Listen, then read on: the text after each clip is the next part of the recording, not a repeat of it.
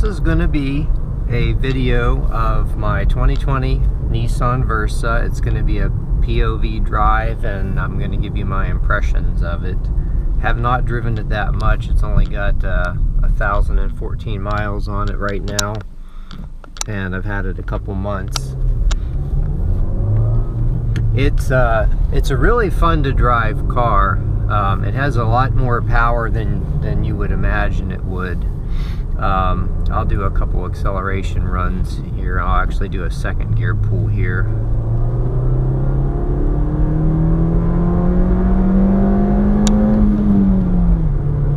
If you can tell on the video, I don't know if you could tell, it got a little bit louder at 5,200 RPMs. It seems to have a pretty aggressive VTEC. It's not quite as noticeable as something like in a Honda Civic Si, but it's definitely there. I'll be able to do that a couple more times. I'm out on a backcountry road. So there's a couple quirks this car has. Number one is when the air conditioner button is off and you have it in the mode like to blow on your feet or to blow out of these vents. Forgive me if the angle on the GoPro is wrong. I didn't have a chance to test it out, so this is kind of a one take. But the AC is always on, even when the button is off. So I haven't figured out, it's like there's probably a sensor there that's not working right. The other thing is that there's a little bit of a periodic, and I can't figure out exactly how to duplicate, but there's like a almost like a clunk in the steering. It doesn't seem like anything's actually loose. It may just be a characteristic of the car, but it has that too. I don't know if you can see the screen there, but I've been averaging 43 miles per gallon in local driving, but that's kind of taking it easy and coasting down the hills in neutral and stuff like that. That's probably going to drop on this drive because I'm going to be driving a bit more aggressively.